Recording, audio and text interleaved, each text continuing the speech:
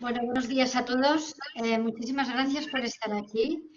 La verdad es que, bueno, es de estas sesiones que hacemos una vez al mes a la una del mediodía, el lunes, aquí desde CISAL y desde el Par de Salud Mar. Es la primera vez que la hacemos mediante el webinar y creo que, francamente, puede ser muy útil y puede ser una muy buena herramienta para poder hacer llegar esta información y esta actualización científica periódica pues a más gente, ¿no? Bueno, en esta ocasión hablaremos de la precariedad laboral y los nuevos retos que supone para la salud laboral. Bueno, realmente la precariedad laboral es un tema que preocupa y que es un tema del que hay que ocuparse, sobre todo en los últimos años. Sabemos que es un determinante social de la salud que ha ido aumentando y que todavía tenemos muchas preguntas para responder. Por ejemplo, ¿cuáles son los mecanismos por los que la precariedad laboral puede afectar la salud? ¿Cómo afecta de alguna manera la precariedad laboral en las familias y en las comunidades? ¿De qué manera afecta a la salud el tener una trayectoria laboral precaria? Y también, bueno, van surgiendo nuevos métodos para analizar esta relación entre precariedad y salud e impacto social que tiene, ¿no? Y probablemente también para las nuevas formas de trabajo que incorporan en muchas ocasiones o en diversas ocasiones también este marco de precariedad laboral. Hay un grupo muy interesante en la universidad, en el Instituto Karolinska de Suecia, en Estocolmo,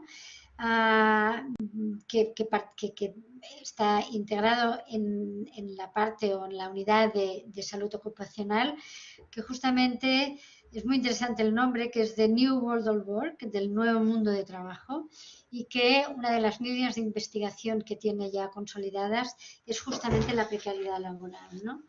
Uno de los integrantes o una de las integrantes de este grupo es Nuria Matilla. La verdad que tuve el gran placer de conocerla ahora en diciembre pasado, en la defensa de su tesis doctoral. Estaba en el tribunal junto con Lucía Artazcoz. Y la verdad que fue una tesis muy interesante que dirigió José María Martínez, que la hizo en el entorno de la Universidad Internacional de Cataluña.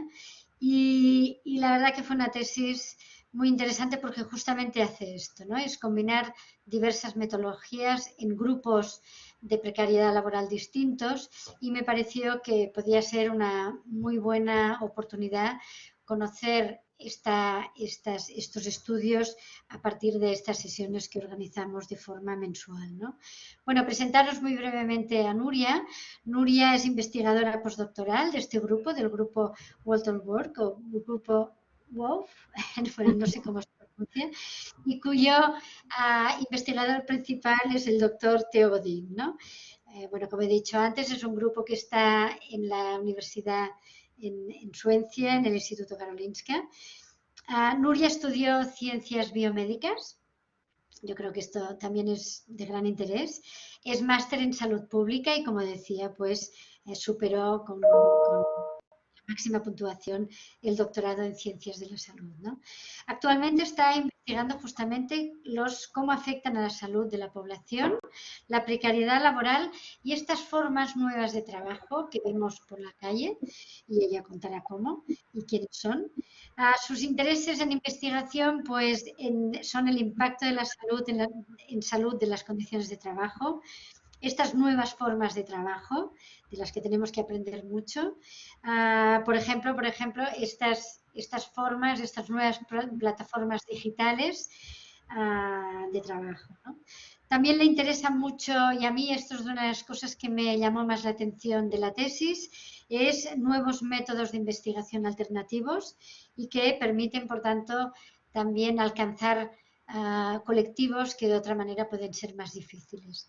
Y nada más, os dejo con Nuria, veréis que es muy interesante lo que presentará, probablemente lo presentará más 4 pinceladas de los estudios que ha estado realizando y que por tanto después tendremos la ocasión de contestar a vuestras preguntas y poder, pues, poder responder a cuestiones más concretas que ella planteará. Nada más. Gracias, Nuria, por estar aquí y empezamos pues la sesión. Gracias, Consol. A ver, voy a compartirlo. Genial. ¿Podéis ver la presentación? Sí, perfectamente, Nuria. Muy bien. Bueno, pues gracias, Consol, por esta presentación. Has dejado el listón bastante alto de lo que podría explicar hoy en la sesión, pero bueno, voy a intentar hacer el esfuerzo de tocar todos los temas, ¿no? La presentación de hoy va dirigida a hablar sobre lo que estamos haciendo en la unidad de salud ocupacional de Karolinska, ¿no? Y en concreto en el grupo donde estoy yo, que es el New Work, ¿no? Con las siglas del grupo WOW. Este grupo está dirigido por Theo Bodin y luego pues lo formamos pues distintos investigadoras a nivel postdoctoral, predoctoral y a nivel más senior. Bueno, y de lo que trata principalmente nuestro grupo es de ver cómo, ¿no? cómo este mundo de trabajo está cambiando y qué podemos hacer al respecto y qué necesitamos investigar para poder tomar acciones y decisiones en base a la evidencia científica, ¿no? Entonces, todo lo que presente durante este seminario es parte del trabajo que hice durante mi tesis doctoral en el grupo de evaluación de determinantes de la salud y políticas sanitarias de la Universidad Internacional de Cataluña, es decir, que no solo mi trabajo, sino el trabajo de todos mis compañeros que estuvimos trabajando en ello y en el que estoy haciendo ahora del grupo de The New World of Work. Entonces, para empezar, ¿no? El mundo del trabajo está cambiando. ¿Qué quiere decir que esté cambiando? Porque el mundo del trabajo siempre está cambiando, ¿no? Pero lo interesante es saber si está cambiando para mejor, para peor y qué podemos hacer al respecto, ¿no? La información de la que disponemos es que la globalización ha conllevado unos cambios en el mercado laboral y esto ha tenido un impacto en las relaciones de empleo y en las condiciones de trabajo de los trabajadores, ¿no? Además, el mundo del trabajo ha vivido varias crisis económicas. Por ejemplo, en Suecia la crisis más fuerte fue en los años 90. En cambio, en otros países de Europa la crisis más fuerte fue en el 2008-2007. Y actualmente, en el COVID, se espera que la crisis económica que vivamos a nivel global sea muchísimo mayor que la del año 2008, ¿no? Además, el progreso tecnológico y la digitalización de muchos puestos de trabajo es un gran reto para nosotros, para cómo investigarlo y cómo llevar y cómo poder tomar acciones, ¿no? Al respecto. Por supuesto, la población trabajadora está envejeciendo, entonces tenemos que saber cómo lidiar con esto y están apareciendo nuevos modelos de negocio que suponen un gran reto para la salud ocupacional y que a continuación tocaremos un poco de ellos, ¿no? ¿Qué sabemos actualmente del mundo del trabajo? Está cambiando y se mantienen algunos indicadores que veíamos hace unos años. Por ejemplo, el gender pay gap, aunque haya disminuido ligeramente a nivel global en estos últimos años, sigue siendo de un 12,5%, ¿no? La participación de las mujeres en la fuerza de trabajo es muchísimo inferior a la de los hombres, siendo esta un 48% versus un 75% de los hombres.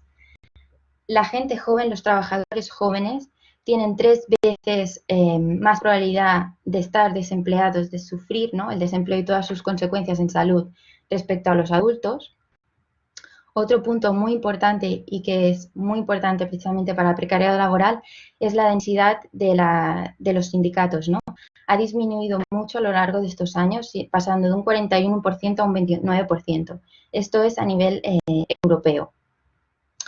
Y en los últimos también hemos vivido un incremento en las formas no estándar de empleo, ¿no? Es decir, todas aquellas formas que se alejen del trabajo a tiempo completo, con una seguridad y un salario, ¿no? Que sean decentes para poder vivir y para poder llevar a cabo una vida social normal. Entonces, el trabajo a tiempo parcial involuntario ha aumentado de 5 millones en el año 2000 a 10 millones en el año 2018 y el empleo temporal ha aumentado 7 millones respecto al 2000. Finalmente, en Europa, en la Unión Europea, en el año 2015, un 4,3% del empleo total se basaba en autónomos que están mal clasificados, ¿no? Lo que se conoce como bogus self-employment, es decir, trabajadores que trabajan como autónomos, pero en verdad su clasificación correcta, debido a sus características de empleo, tendría que ser como autónomos. Y un ejemplo muy claro que lo estamos viviendo actualmente es el de los trabajadores ligados a plataformas digitales, ¿no? Entonces, tenemos un objetivo muy claro, que es el objetivo del desarrollo sostenible, el octavo objetivo del desarrollo sostenible para el 2030, que es crear trabajo decente para todos, hombres y mujeres de todas las edades a nivel global. ¿Y el trabajo decente qué es? El trabajo decente es lo que todo el mundo definiríamos cuando nos preguntásemos qué es un trabajo de buena calidad, ¿no? El trabajo decente incluye unos ingresos económicos que son, que son seguros, ¿no? Que son justos, una seguridad en el puesto de trabajo, protección social tanto para el individuo como para sus familias, posibilidad de desarrollo personal, integración social, ¿no? Libertad de los trabajadores para poder expresar todo aquello que les preocupe, mejor que se puedan organizar entre ellos, ¿no? Es decir, un trabajo decente de buena calidad, ¿no? ¿Estamos llegando ahí al trabajo decente? Bueno, pues aquí es donde entra en juego la precariedad laboral, ¿no? Si nos imaginamos un continuo de calidad de empleo, ¿no? Que vendría definida como las condiciones de empleo y las relaciones de empleo. Si nos imaginamos un continuo de esta calidad, en el lado más positivo estaría el trabajo decente, que es a donde queremos llegar, y en el lado más negativo estaría la precariedad laboral. Y la precariedad laboral en general se define como trabajos que se caracterizan por inseguridad en el empleo, ya sea por su temporalidad o por sus características de relación de empleo, como por ejemplo autónomos sin empleados, ¿no? Un salario que es inadecuado y unos derechos y protecciones a nivel laboral y social muy limitados. Bien, entonces lo que he definido aquí como precariedad laboral en una frase lleva muchísimos años de investigación detrás y de hecho hay muchas propuestas desde el ámbito social, económico, de salud pública de lo que es la precariedad laboral, cómo se tendría que definir y luego, claro, nosotros lo que hacemos son estudios de epidemiología, ¿no? Entonces necesitamos, aparte de definir precariedad laboral, necesitamos medirla. Entonces, lo que se intentó hacer en el grupo de Suecia es hacer una revisión sistemática de los estudios, tanto a nivel cuantitativo como a nivel cualitativo, que hayan medido lo que es la precariedad laboral. Y además, en este review se incluyeron estudios de todas las regiones del mundo para entonces tratar de captar todas aquellas características del empleo precario que muchas veces definimos en las Western countries, ¿no? Y que quizás obviamos lo que es la precariedad laboral para otros países, ¿no? A pesar de ello, si veis en la tabla 1, la mayoría de papers son de Europa o de Asia y hay muy poquitos papers de Sudamérica o África que definan precariedad laboral, ¿no?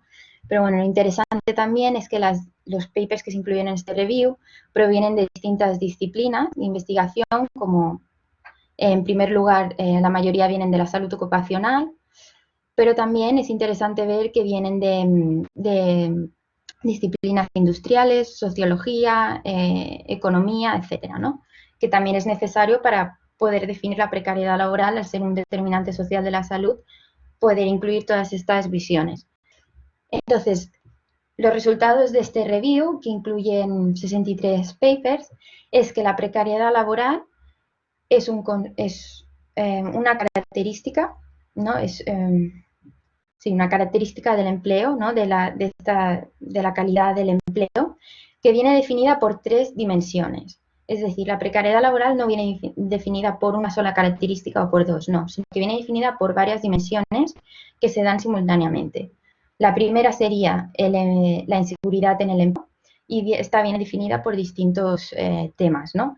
Como en la relación contractual, es decir, si se es directamente empleado, si se es empleado a través de una agencia temporal, si se es autónomo con o sin empleados, etcétera, temporalidad, ¿no?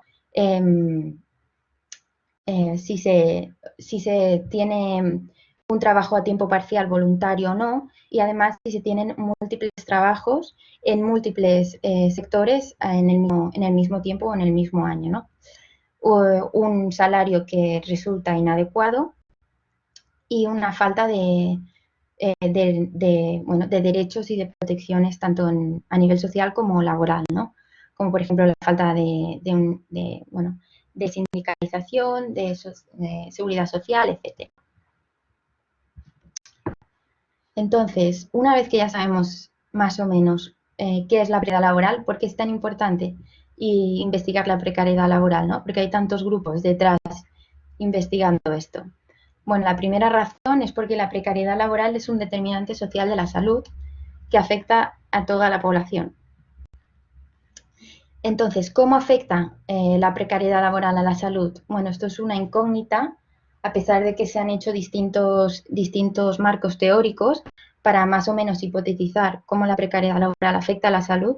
Todavía faltan muchos estudios para poder afirmar esto, ¿no? Y aparte a distintos tipos de problemas de salud. Pero las 3 principales que se han propuesto, por las cuales la precariedad laboral afecta a la salud, son estas 3 que se ven en este marco teórico.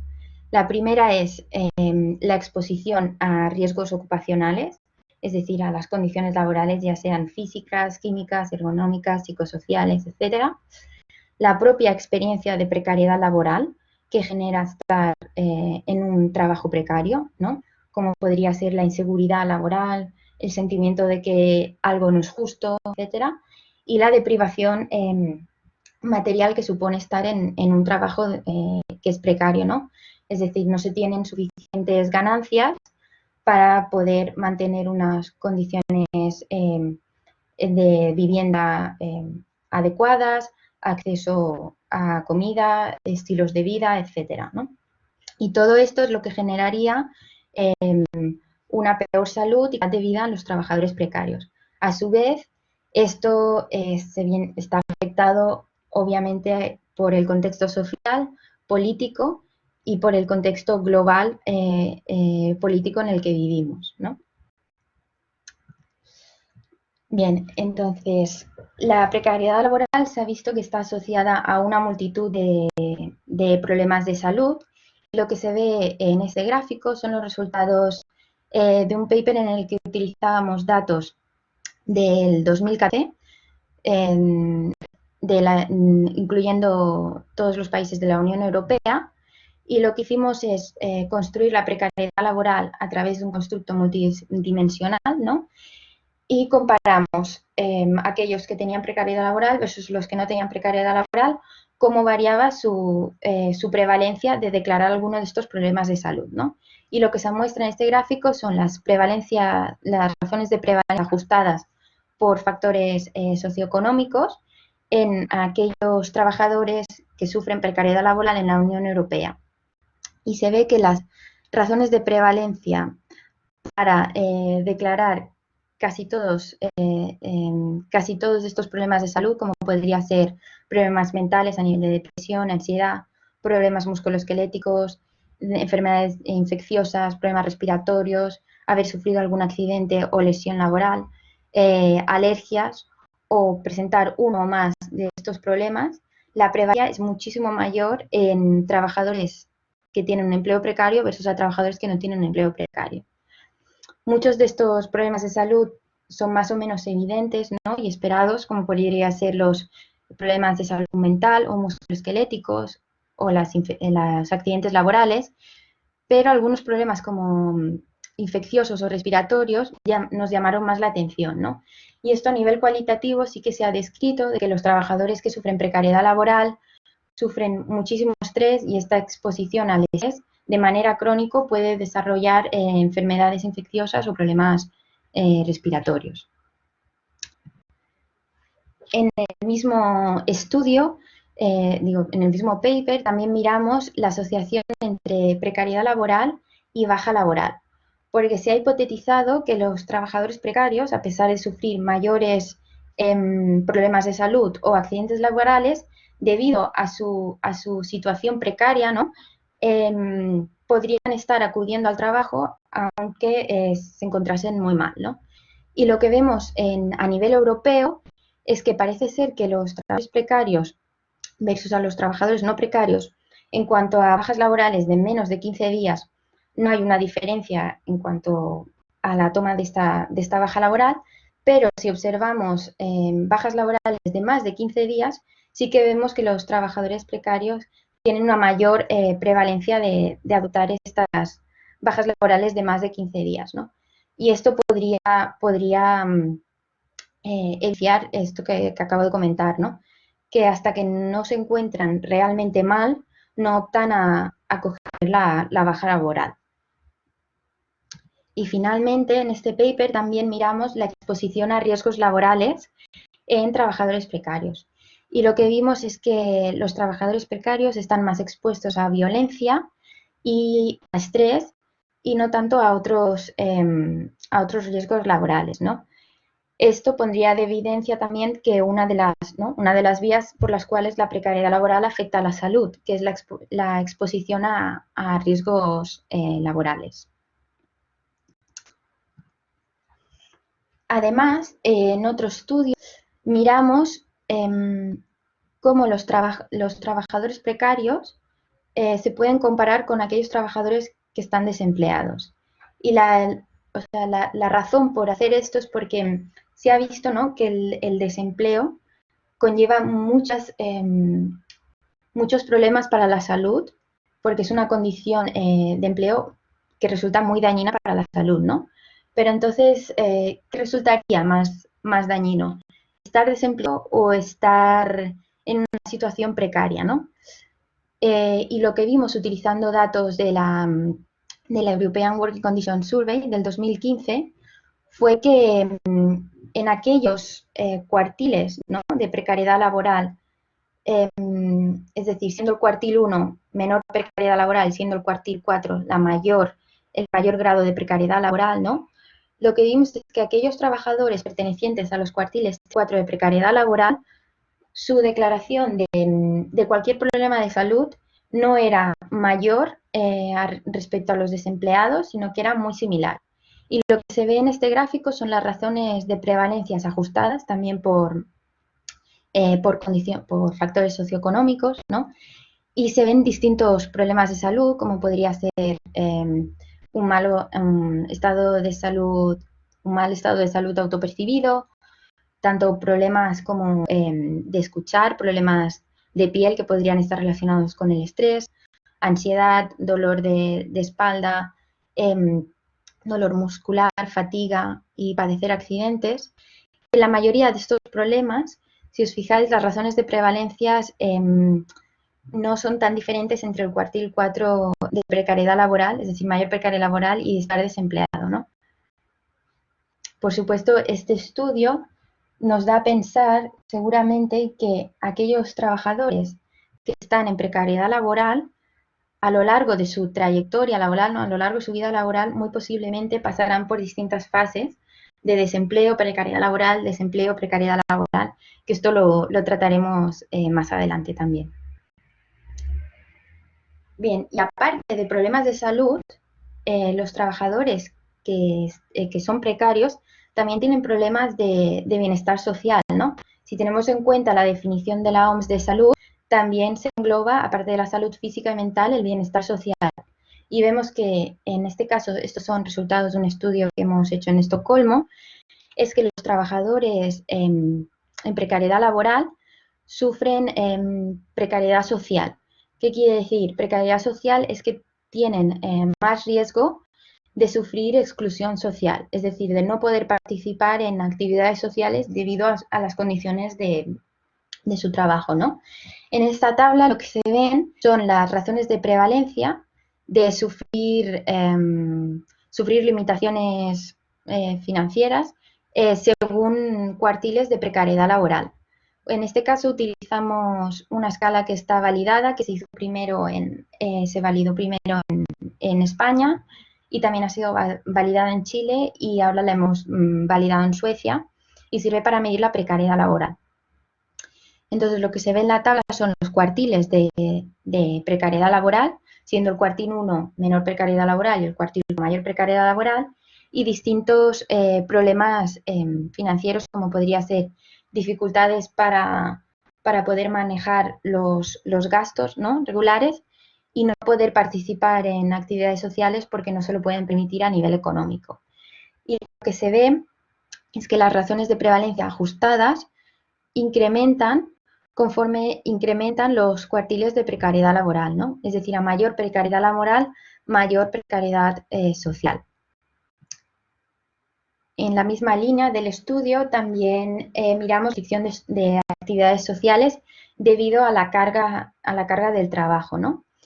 Y igual que antes, vemos que aquellos que declaran que no pueden participar en actividades sociales debido al trabajo o evitan hablar del trabajo en contextos sociales, ya sea porque están avergonzados de su situación laboral o porque, por lo que sea, porque están estresados o no les gusta hablar de su trabajo, aumenta la prevalencia de declarar cualquiera de estas dos situaciones conforme a el grado de precariedad laboral.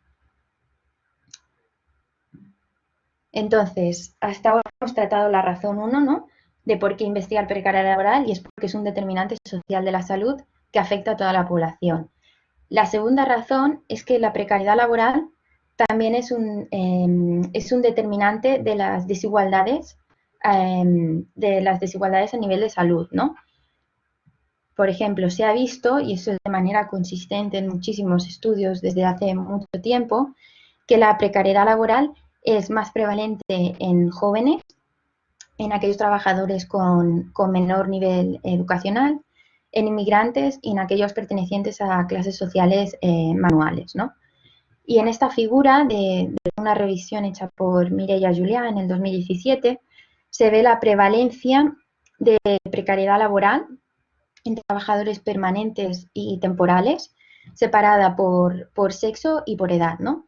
Y si nos fijamos en el lado de la izquierda de la figura, lo que se ve es que, bueno, que a nivel de sexo no se ven muchas diferencias, ¿no?, a nivel de género, perdón, no se ven muchas diferencias en cuanto a la prevalencia de precariedad laboral, pero sí que se ven diferencias en cuanto a la clase social y al nivel de edad de los trabajadores. Entonces, las diferencias respecto a género son un poco chocantes cuando se utilizan mediciones de precariedad laboral hechas a partir de un score, ¿no? Porque muchas veces se pierden las diferencias a nivel de género, un poco chocante, porque precariedad laboral es un determinante social de la salud y nos esperaríamos, ¿no?, que hayan diferencias a nivel de género.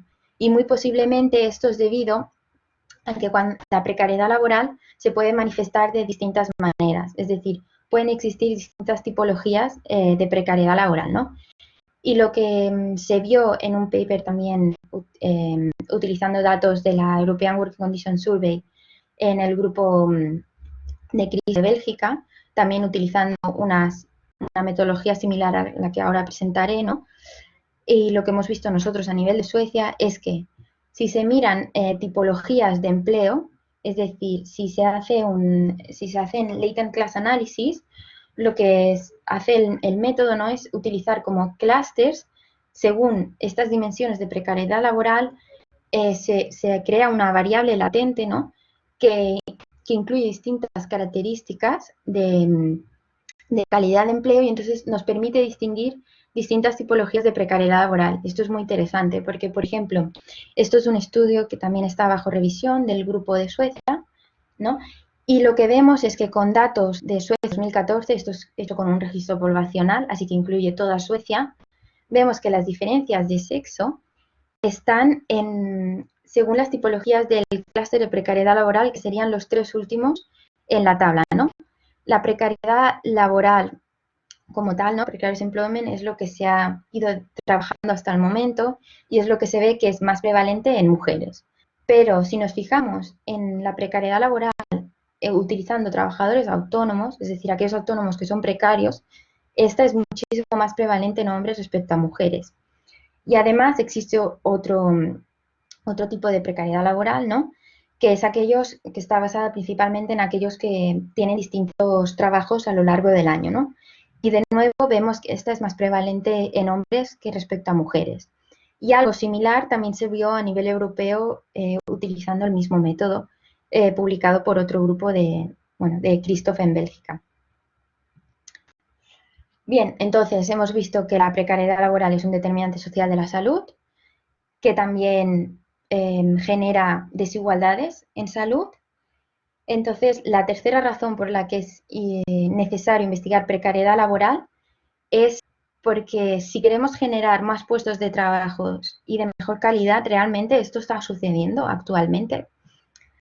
Bueno, actualmente están apareciendo nuevas formas de trabajo que quizás no son tan nuevas, pero decimos que son nuevas y ahora entenderéis lo que me refiero, como podrían ser las ligadas a plataformas digitales, ¿no? El empleo ligado a plataformas digitales todavía no es muy prevalente. Por ejemplo, en Estados Unidos es alrededor de un 0,5% y en Europa es alrededor de un 5%.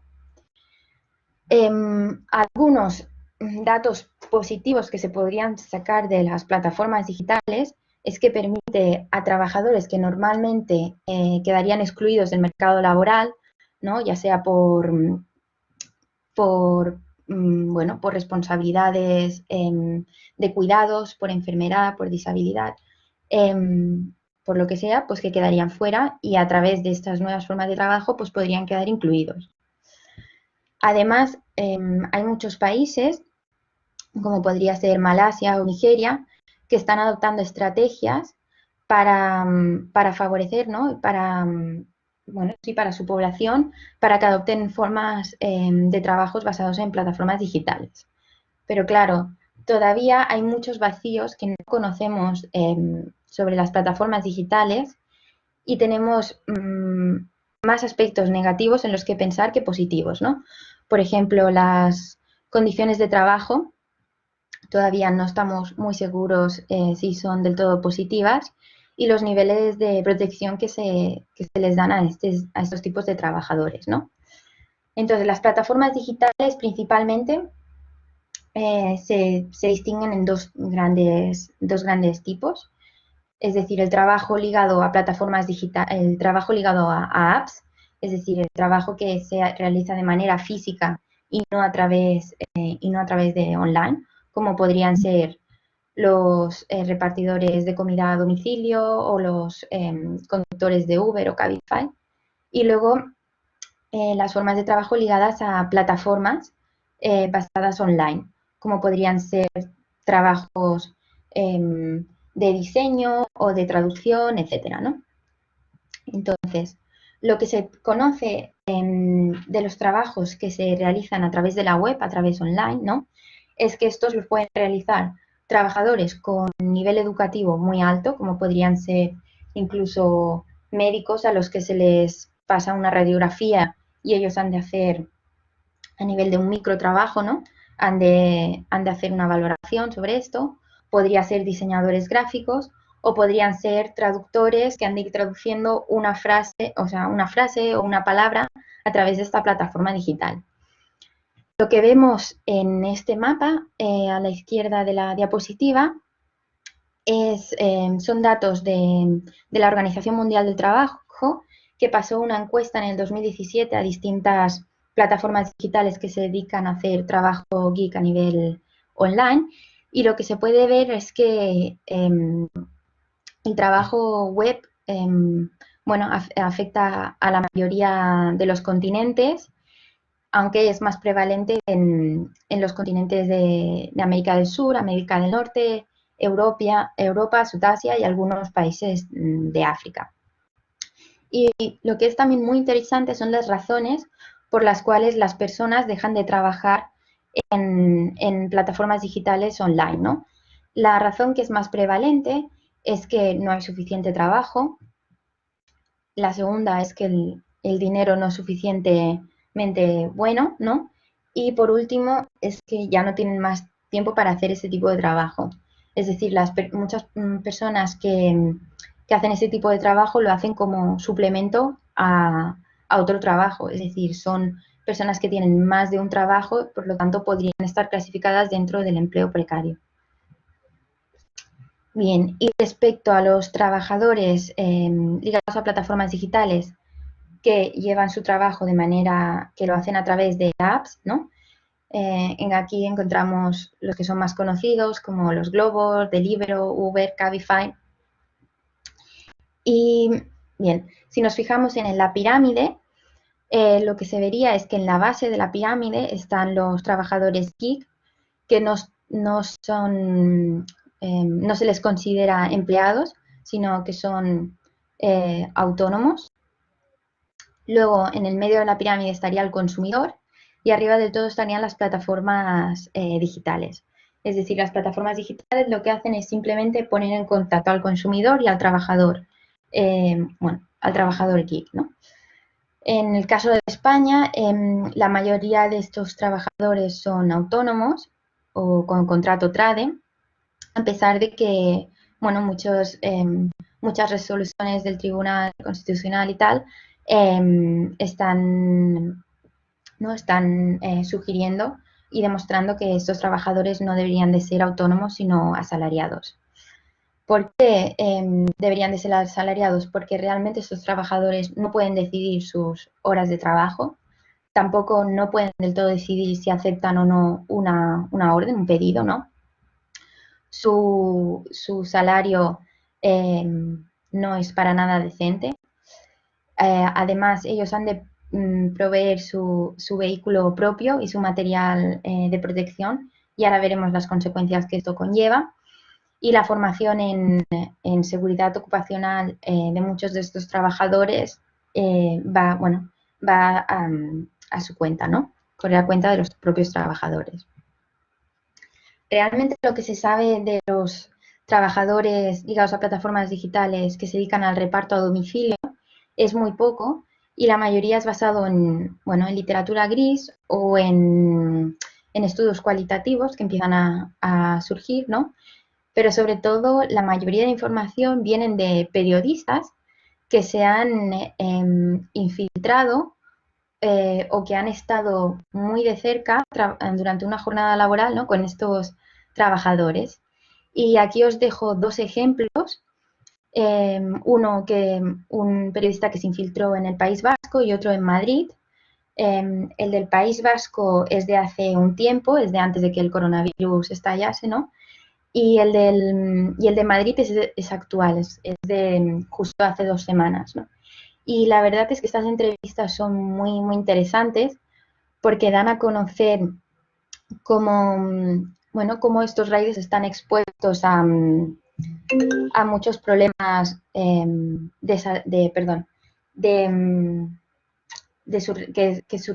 provienen de su relación de empleo, ¿no? Como por ejemplo, los riders se están empezando a utilizar para el tráfico de drogas, es decir, para enviar droga a domicilio. Entonces, el problema que hay es que la policía ha aumentado los controles sobre estos trabajadores, y cuando la policía para a estos trabajadores, obviamente los trabajadores colaboran con la policía porque ellos son los primeros interesados en que esto no suceda, ellos pierden este tiempo para poder trabajar y entonces tienen penalizaciones para poder elegir su horario laboral en la siguiente semana, ¿no?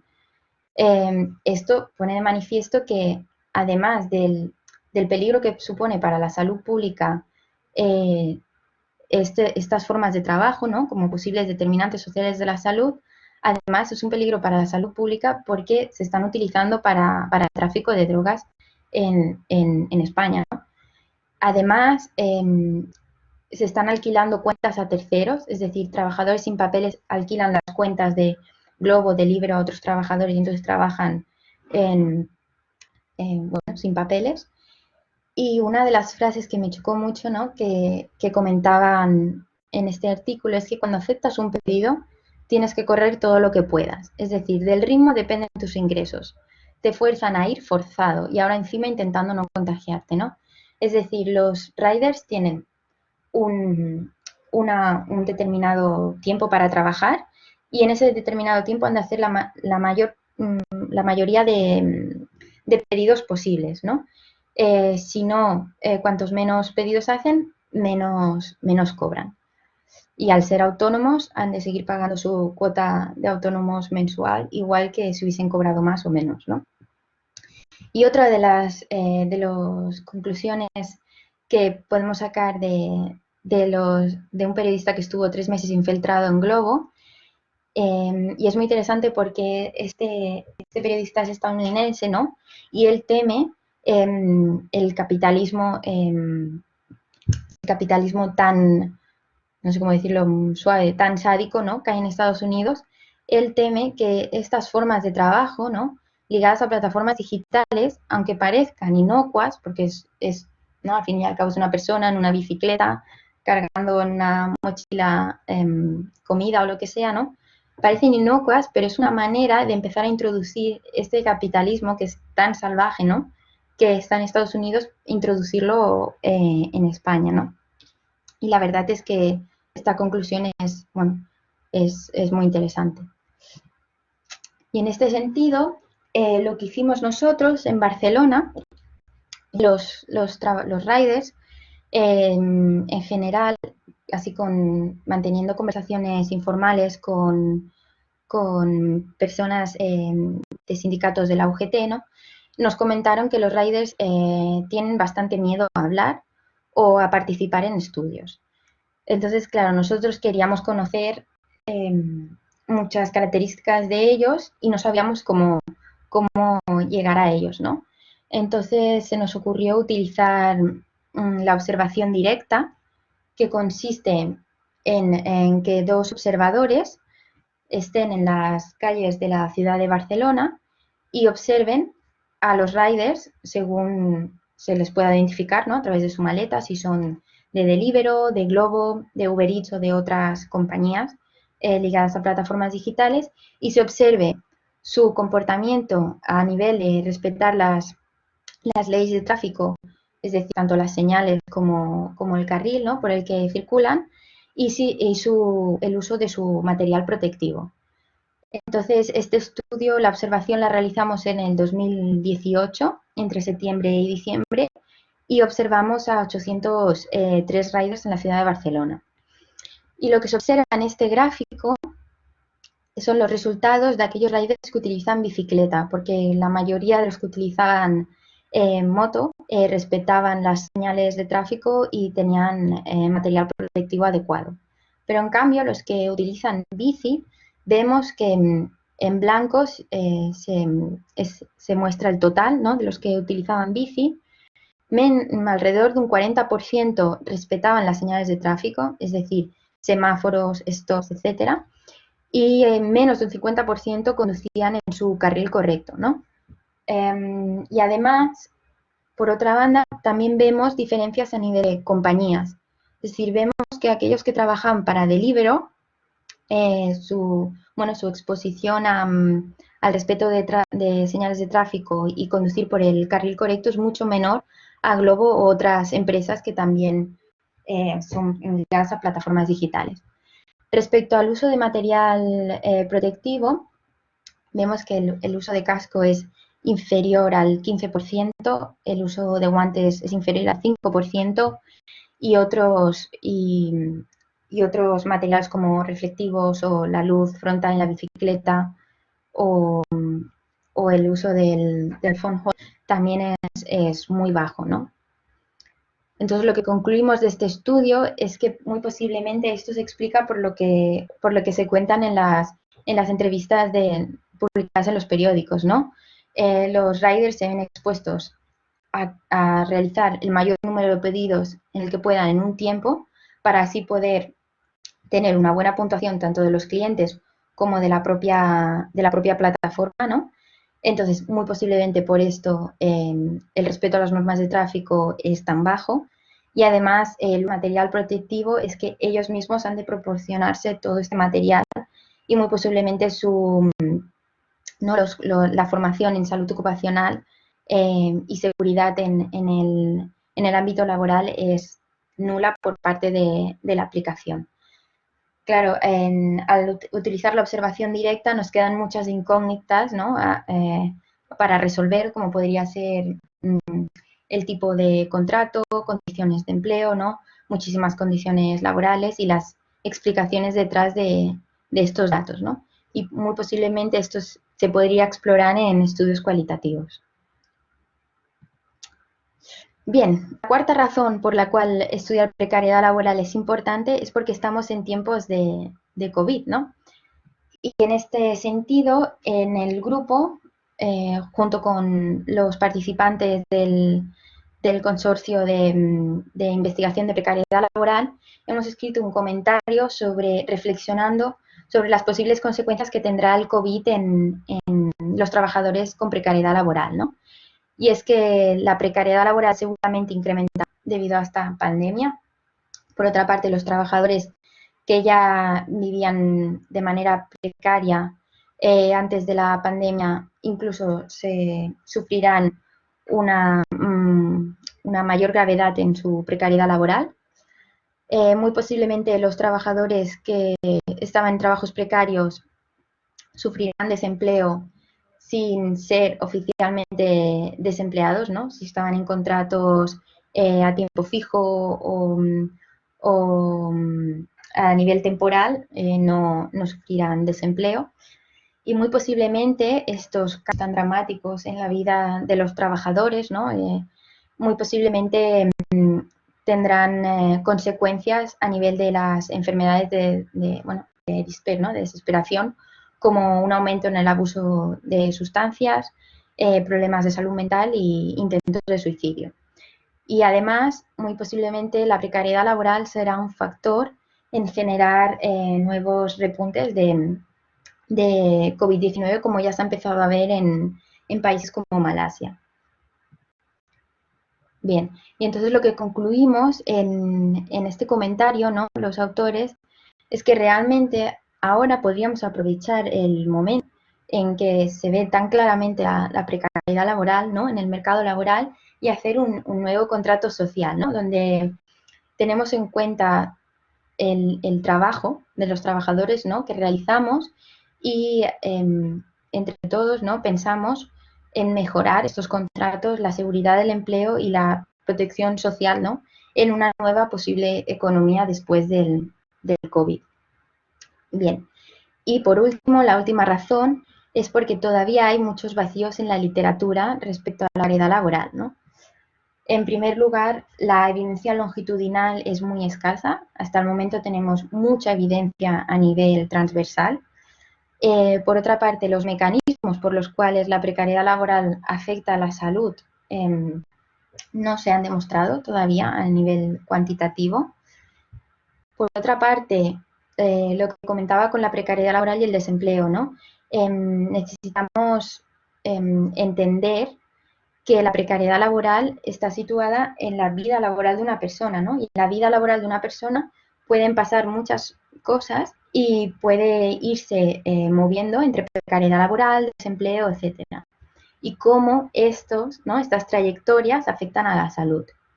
Y además, en los estudios hechos hasta ahora, muy pocos han incluido a los autónomos, y nosotros creemos que se debería de incluir la medición de precariedad laboral especialmente ya que las nuevas formas de trabajo que están apareciendo, ¿no?, ligadas a plataformas digitales, muchas veces están asociadas a que los trabajadores son autónomos. Y en esta línea lo que estamos haciendo en el grupo es, en el consorcio de Precarious Work Research, que os invito a entrar en la web, es un programa de investigación a nivel internacional y multidisciplinar, que lo formamos distintos investigadores en Suecia, Bélgica, España, Chile, Estados Unidos y Canadá. Y lo que estamos haciendo es investigar cómo las formas no estándar de empleo y precariedad laboral afectan a la salud. Bueno, en la foto aparecemos algunos de los del grupo, pero faltan algunos ahí. Y el investigador principal es Theo Bodin, que si queréis contactar con él, aquí está su mail. Entonces, lo que pretendemos con este consorcio está organizado en 3 grupos de trabajo. El primer grupo de trabajo es el grupo de trabajo cuantitativo, ¿no?, que se basa en una cohorte poblacional a nivel de Suecia entre el 2005 y el 2020, que lo lideramos Carles Montaner de la Universidad de Toronto y yo del Instituto Karolinska, además de toda la gente que está en el World Package One, ¿no?, de Barcelona, de distintas universidades. El grupo de trabajo 2 es el estudio cualitativo, ¿no?, y se empezará a realizar en los distintos países que forman este consorcio y nos dará datos muy interesantes sobre estos trabajadores ligados a plataformas digitales, trabajadores informales, distintos tipos de trabajo, ¿no?, que a nivel cuantitativo no podemos llegar o no podemos ahondar todo lo que nos gustaría. Y este grupo de trabajo está liderado por Theo Bodin y del Instituto Karolinska y Sherry Baron de la CUNY de Nueva York. Y finalmente el último paquete de trabajo son iniciativas hechas para reducir la precariedad laboral a nivel global, ¿no? Entonces están haciendo revisiones sistemáticas sobre lo que hay publicado hasta el momento y además este grupo de trabajo lo que hará es hacer como un resumen de toda la evidencia que se obtendrá del grupo de trabajo 1 y 2 y poder dar esta evidencia a los profesionales de salud, stakeholders y tal de los distintos países involucrados. Y bueno, hasta aquí la presentación. Si tenéis dudas, preguntas, comentarios, soy toda vuestra ahora.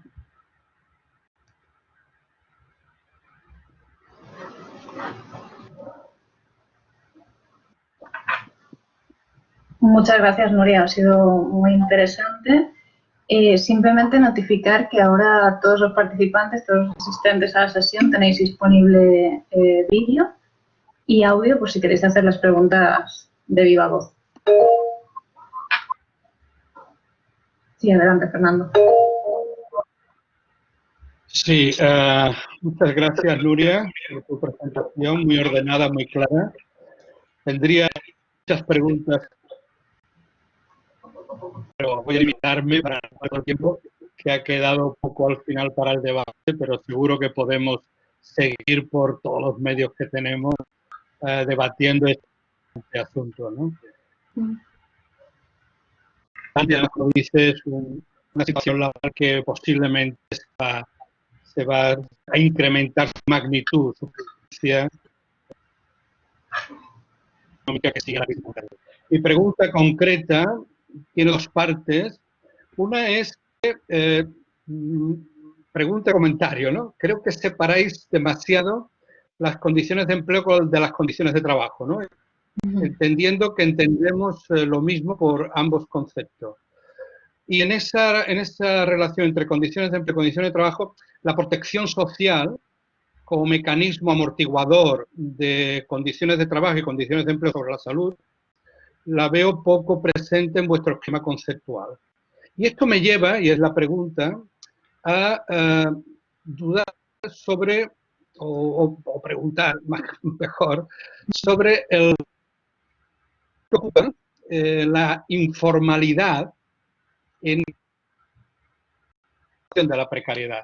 Porque la informalidad, bueno, aquí posiblemente en Europa tiene una magnitud pequeña, ¿no? Pero en países, África o en América Latina, que lo conocemos mejor, que es el 50%, ¿no? O sea, ¿qué es la informalidad en relación a la precariedad? He entendido el trabajo decente, lo compartimos, la precariedad, que, bueno, la conceptualización de Alejandra Vives con Marcelo Amable, donde trabajamos mucho desde CISAL, pero ¿y la informalidad dónde queda? Esa es mi pregunta y hay otras muchas, pero seguiremos. Muchas gracias de nuevo y recuerdo a los colegas. Sí, gracias, Fernando. La informalidad, esto es un tema muy interesante y de debate entre nosotros, o sea, los debates entre nosotros también son interesantes. En nuestro grupo al menos, o yo al menos, defino la precariedad laboral a nivel formal o informal. Es decir, trabajadores informales, la mayoría de los trabajadores informales, ¿no? Seguramente que están clasificados en precariedad laboral. Me cuesta imaginarme algunas situaciones informales que no conlleven precariedad laboral, ¿no? Pero si nos imaginamos el continuo este de calidad de empleo, tanto informal como formal podría o no ser precario.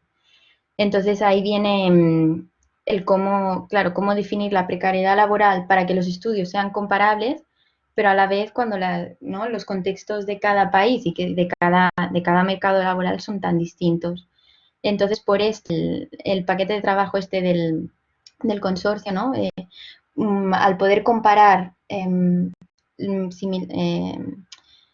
cuestionarios similares que se van a llevar a cabo en Chile y Suecia, yo creo que va a ser muy interesante, que nos va a dar una visión sí, muy, muy interesante, ¿no? De lo que es la precariedad laboral en distintos países y en distintos tipos de trabajo, sean formales o informales.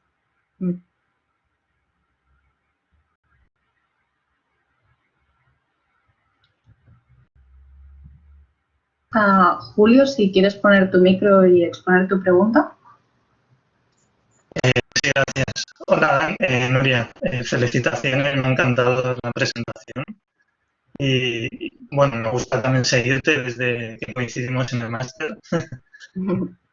Y bueno, te quería hacer una pregunta concreta que me ha llamado la atención, especialmente del trabajo que comentabas que habéis hecho de 2019 sobre la asociación entre la precariedad laboral, ¿no? Y las ITs, ¿no? La incapacidad temporal de más de 15 días. Claro, yo me pregunto, eso en cuanto a que tienen derecho a tener IT, porque en España se le quiere cotizar al menos meses los 5 años antes, ¿no? ¿Qué pasa con los que no tienen derecho a ese acceso a la IT?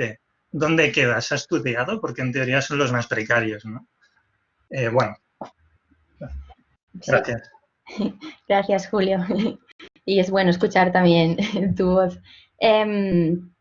Es súper interesante lo que comentas y es una limitación que tenemos, ¿no? Cuando queremos captar a los trabajadores precarios, porque sabemos que muchos de ellos, por ejemplo, a nivel de Suecia, se perderán en los registros mucha de esta información, porque precisamente están infrarreglando tanto bajas laborales como problemas, lesiones laborales, etcétera, ¿no? Por eso la importancia de complementar los estudios cuantitativos con los cualitativos cuando tratamos con poblaciones de difícil acceso como sería la precariedad laboral, tanto a nivel de países en vías de desarrollo como desarrollados, ¿no? Porque esto es un fenómeno que se ha visto en Suecia, el infrarreporte de lesiones laborales, que precisamente una de estas hipótesis que se da mayormente en trabajadores precarios o trabajos informales, que no los estamos pudiendo captar bien o clasificar bien. Entonces yo creo que la solución sería intentar captar esto a nivel de o estudios más enfocados a ellos, a nivel cuantitativo o a nivel cualitativo y poder explorar más las razones de ello. Gracias, Nuria. La siguiente pregunta sería por parte de Nora. Cuando quieras, adelante con el micro. Gracias, Nuria, por la presentación súper interesante. He aprendido un montón. Y mi pregunta es, este estudio que habías mencionado que destaca los países, o sea, muestra el mundo y que tienen los países más poblados por trabajadores de microtask, microtask workers. Pregunto quién está en este grupo, si solo son los que andan en bici en Globo o de Uber, o sea, trabajadores de servicio, o también incluye estos trabajadores de plataforma digital que están haciendo como trabajitos desde la compu, pero igual tienen que tener una capacidad de tecnología y no necesariamente de servicio por la calle, sino porque, bueno, porque los países que tenían la más cantidad eran Estados Unidos e India. Y se sabe que, bueno, en Estados Unidos, claro que sí, hay mucha de esta precariedad laboral, pero también tiene una tendencia, supongo, por una educación más alta, que son, bueno, que pueden hacer trabajos desde casa, pero solo las empresas dan ciertas horas. Y en India, bueno, solo por experiencia vivida, no por haber leído la literatura, pero cuando se llama un centro de llamadas, suele ser una persona de India que contesta la pregunta y esta persona no está, o sea, es un servicio, pero no es como Globo, Uber. Ajá. Entonces, pregunto el perfil de este grupo si es que sabes. Sí, el perfil de este grupo, el mapa, lo realizó la Organización Mundial del Trabajo y lo realizó a trabajadores que trabajan para plataformas de microtask works, o sea, son todo a través de plataformas online, es decir, ahí no está incluido nada de lo que o sea, el trabajo realizado a través de apps, es decir, el trabajo físico no está incluido en ese mapa, ¿no? Es una parte del trabajo ligado a plataformas digitales. Entonces, como bien dices tú, este tipo de trabajo ligado a plataformas digitales que se hace de manera online, la mayoría de estos trabajadores tienen un nivel educativo alto y lo que buscan es un poco la flexibilidad laboral, ¿no? Es como que les atrae esto, pero luego al cabo de 2 o 3 meses dejan de trabajar con ello, ¿no? Y dan las razones que sugerían en este trabajo de la Organización Mundial del Trabajo. Vale. Gracias. A ti. Gracias, Nuria. Sí, adelante, Claudia. Hola Nuria, muchas gracias por tu presentación, muy interesante y muy claro, muchas felicidades y bueno, te quería preguntar, bueno, mi nombre es Claudia Palma y te quería preguntar si has comentado que ustedes como grupo han realizado varios estudios con datos de la Unión Europea y me preguntaba si es que han realizado algún estudio de validación para resumir el puntaje de precariedad laboral que como comentabas va de 1 a 4, de menos precario a más precario, y que dé cuenta como de esta multidimensionalidad de la que tú comentabas. En los estudios realizados en la Unión Europea utilizamos, o sea, estos son encuestas, ¿no? Y se hizo un estudio con datos ya obtenidos, por lo tanto, nuestra construcción de precariedad laboral la hicimos a partir de indicadores proxy, ¿no? De lo que podría ser la precariedad laboral. Y esto no está validado. Lo que sí está validado es la escala EPRES, que es lo que utilizamos en los estudios de Suecia, que, bueno, la escala EPRES se realizó en España y se validó en población asalariada española, población asalariada chilena y población asalariada y autónoma en Suecia. Vale, perfecto, porque en esos estudios que no están validados resumen 4 o 5 dimensiones, ¿no? ¿Es así? Sí, vale. Que son basadas en la EPRES. Las dimensiones de la EPRES, vale, gracias. Perfecto, muchas gracias, Claudia. Y brevemente la última pregunta es de Élica de Andrade, que te felicita por la presentación y pregunta si este tema de la pandemia podría empujar a los empleadores a llevar a sus trabajadores a precariedad laboral por el confinamiento. ¿Y qué ocurriría en el caso de las personas que mantienen su empleo informal? A ver, la primera pregunta es que los empleadores, exacto, sí, es lo que, o sea, no sé si es debido al confinamiento en sí, porque habrán gente que aunque haya confinamiento seguirán manteniendo una dignidad, una moralidad, ¿no? Digamos. Nosotros creemos que debido a la crisis que surgirá de la pandemia, ¿no? La precariedad laboral aumentará, porque los trabajadores que ya eran vulnerables por sí, ahora lo serán mucho más, ¿no? Y entonces, en caso de las personas que mantienen su empleo formal, muy posiblemente, tal y como, bueno, recomienda, ¿no?, la Organización Mundial del Trabajo es protección social. Protección social a los trabajadores que puedan ser más vulnerables y sobre todo hace un especial hincapié en la economía informal, ¿no? Esto, aparte del papel que juegan los empleadores, la protección social y el contrato social, ¿no?, del que hablábamos, es el que jugará un papel más importante. Nosotros somos positivos y esperamos que de esto salga algo bueno. Perfecto, pues muchas gracias a todos por las preguntas, muchas gracias Nuria. Y cerraríamos aquí la sesión. Os recordamos que os enviaremos la encuesta para que hagáis algún comentario al respecto de qué os ha parecido y que también estará subida la sesión que hemos grabado a nuestro canal de YouTube y cualquier comentario pues nos escribís sin problema. Y muchas gracias de nuevo, Nuria, ha sido muy interesante y muy esclarecedor. A vosotros. Muchas gracias.